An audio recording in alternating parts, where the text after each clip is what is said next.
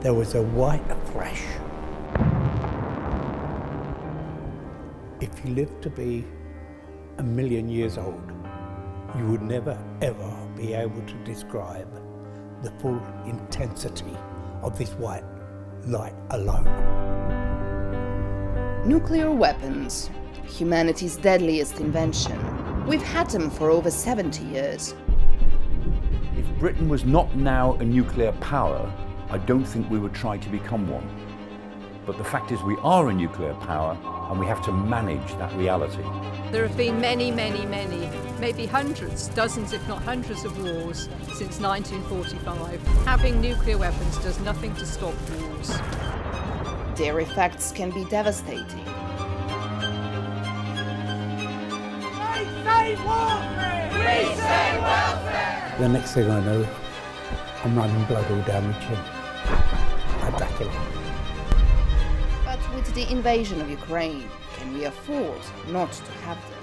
Russian troops are closing in on the capital. I ordered the Minister of Defense and the Chief of General Staff to put deterrent forces of the Russian Army on special combat standby duty.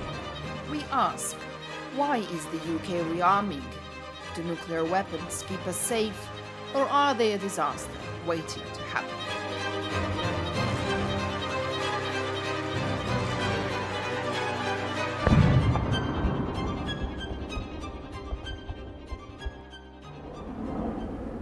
The UK has decided to lift the cap on its nuclear stockpile from 225 to 260 warheads, a decade after it pledged to actually decrease the number by a quarter to 180 warheads. A complete U-turn on its previous disarmament policy, and this decision was made a year before the Ukrainian war. The question is why? Well, the government says the reason is evolving security environment, both technical and doctrinal threats. They did not want to comment on the exact elements of their calculations, but they did say they do want to have a credible deterrent. The UK began amassing nuclear weapons in the 50s. The number of warheads reached its peak of 500 in the 70s and 80s. And then, with the end of the Cold War, gradual disarmament began. It eventually settled on 225. The rearmament plans were revealed in 2021 in the Integrated Review of Security, Defence, Development and Foreign Policy. The government decided to invest an additional £24 billion in armed forces and to renew its nuclear deterrent. The new money will be focused on mastering the emerging technologies that are transforming warfare, reflecting the premium placed on speed and deployment and technical skill. Former director of the Royal United Services Institute, Michael Clark, says there are both technical and political reasoning behind the government's decision to rearm. Rationale for this increase is almost certainly because the government wanted to be able to use a greater number of warheads more flexibly. Each of its nuclear submarines carries 8 missiles and a maximum of 40 warheads on the submarine when it goes out. It seems likely that the government wanted to increase its eventual number of warheads, and it'll take some years to reach that higher number, but to increase its eventual number of warheads so as to have a bigger mixture of types of warhead, of yields, of size of warhead. If the submarines are going to be relevant up to 2070, then we've got to make sure that the warheads are relevant in 2070, which means that we've got to do the preparatory work now. That's the technical reason. The more political reason is to stay close to the United States in nuclear matters. Whenever the United States increases its technology or improves its technology, we do the same, because for a range of political and technical reasons, we have to stay very close to US designs and US technologies in the nuclear field. America has always been the guiding light on nuclear policy. After all, with almost 4,000 warheads, they've consistently had the largest arsenal in the West, but not everyone is happy to let them do just as they please. I am on my way to RAF Lakenheath in Suffolk, a base with a long history of storing US nuclear weapons. They They say warfare! We say welfare! Warfare! Welfare! Warfare! Welfare! War! Protesters forced out the US weapons stored here. But in the US 2023 defense budget request, the UK was listed among NATO allies set to store the weapons once more. They're war-fighting nuclear weapons and they can be used to start a nuclear war. Well, I have a certain attitude towards nuclear weapons that if we don't get rid of them, they'll get rid of us. They're all connected, so you launch one and you get another one back and the whole system goes up. The current invasion of Ukraine and the fact that Russia has nuclear weapons and NATO has nuclear weapons brings it ever closer. No NATO, no nukes. Why? Because US nuclear weapons have no place to be here. US bases have no place to be here. We have no say of what goes on in them, what they do in them, and what weapons that they store in them. So why would we allow for another country to have its bases in Britain? Deterrence. Deterrence, but we have our own deterrence. Join the ban, personally, politically and internationally, and we will win. Protesters can't be certain that US weapons will be stored at this specific base, as this data is restricted. But Lakenheath meets several conditions that make it perfect. The right type of planes, a strategic location, and, most importantly, plenty of experience. Make your minds up now or never. Ban the bomb forevermore. Kate Hudson from the Campaign for Nuclear Disarmament was a key figure in initially removing American nuclear weapons from Lakenheath. Do not want any nuclear weapons back in Britain. We do not want any US nuclear weapons back in Lakenheath. The majority of the world is actually self-organised into nuclear weapons-free zones. They choose themselves to ban nuclear weapons. That is the safe way to go. Having nuclear weapons makes you a nuclear target. It doesn't make you safe, it makes you a target. And it means that in future US wars, Britain will be on the front line. This will be desert in East Anglia. But if wars were to happen, where would we hide? This would have been one of the options during the Cold War. The Kelvedon Hatch secret nuclear bunker. So, this is the bunker. This is the bunker. This is the 120-yard long tunnel. Its owner is my host, and he's talking me through incredible history and even more unthinkable present. Built to defend the bunker as much as anything else.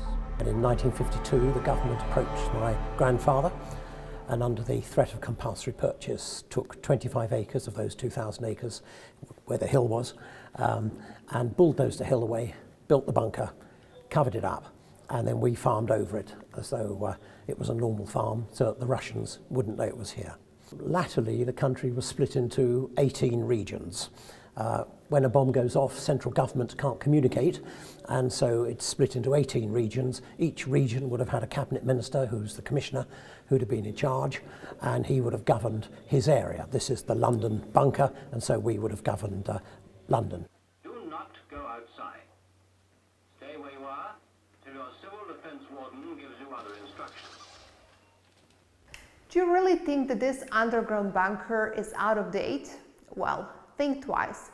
Since the war in Ukraine started, dozens have asked whether they would have a place here in the case of a nuclear war.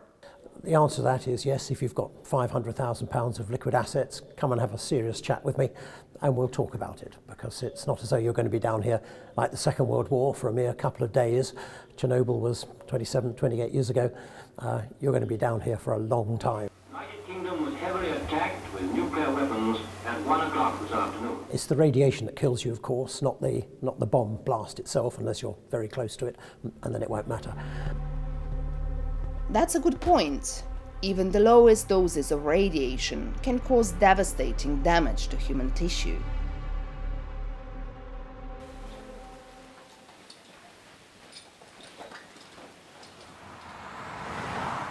It's been exactly 70 years since the first UK atomic test. BNTVA, the charity for atomic veterans, believes that over 22,000 British servicemen participated in the British and American nuclear tests. They sent the men there, they were volunteered rather than volunteer. There's an act of omission where they weren't given the proper protection equipment and clothing. They knew back at the time of Hiroshima and Nagasaki about the effects of radiation. And it's at Christmas Island test that we really see veterans come to us reporting impotency issues, infertility issues, more than the Australian tests. There was a white flash. If you lived to be 1,000,000 years old, you would never ever be able to describe the full intensity of this white light alone. Brian was one of the servicemen sent to the Christmas Islands in 1950s. There was this humongous red, orange, black, yellow, grey ball of flame hurtling up into the sky with a big white tail behind it. I could see every bone, sinew, bloodline in my hands with my eyes shut. And it's not just me, everybody will tell you the same story. It was an horrific experience. Without joking, it felt like my blood was boiling.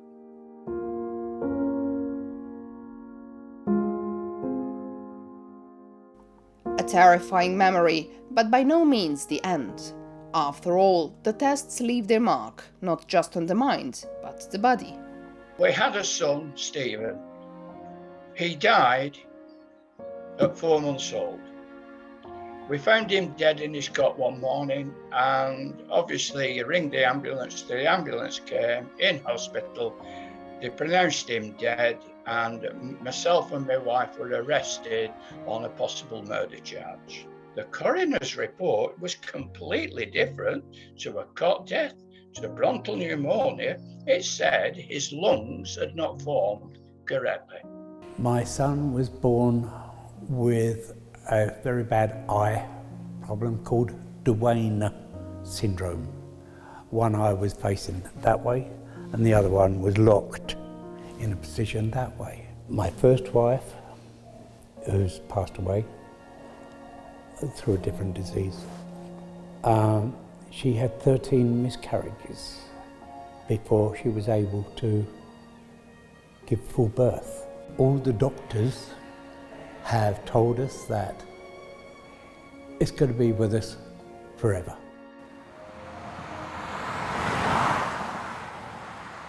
Speaking with Brian and John, it's hard for me to ignore the dangers of nuclear weapons. And since the invasion of Ukraine, it seems I'm not alone. Between February and March 2022, there was a sharp spike in Google searches relating to nuclear war. Back in the 50s, 60s, 70s or even 80s, nuclear anxiety was a reality for people. They knew what the Cold War was and they remembered Hiroshima and Nagasaki. Until today, many have forgotten about nuclear threats. However, with the Ukrainian war, many believe that the nuclear anxiety is in the limelight again. Well, I am a bit scared, to be honest, because of the current situation there is going on around the world. When did you start worrying? I would say my first knowledge of worrying about it was when I first learned about it in probably like grade 7 or 6. Because in the U.S. they talk about how the nuclear bombs happened in Japan, in Hiroshima, during the World War. I've certainly seen a number of my friends it's come onto their radar in a way that it never has been previously. There is certainly nervousness there. And they were never used. I don't think they're actually going to be used. I just don't see the point of it. It's just a waste of resources and money to be spent, and it's really bad for, I think, the environment as well. I'm glad that we have nuclear warheads as a bit of muscle. Hopefully they'll never need to be used. Hopefully, but in a world of ever-increasing tension, can we be sure we won't be forced into a position where we won't have a choice? They've got to test it. Where are they going to test it? When are they going to test it? Who, how, what, why? We are one of the original nuclear powers, and if we now disarmed, that disarmament in itself would probably be destabilising. They've actually been decreasing the arsenal for the last decades, since the end of the Cold War, downward turn. Why now, when we need to be spending the world's resources on dealing with climate change, not spending billions on extra weapons of mass destruction? The UK has been saying for years that it wanted to disarm, but now we see the government increasing the cap on its nuclear stockpile. The Russian invasion of Ukraine has further increased nuclear anxieties and fears that a new atomic age might be looming.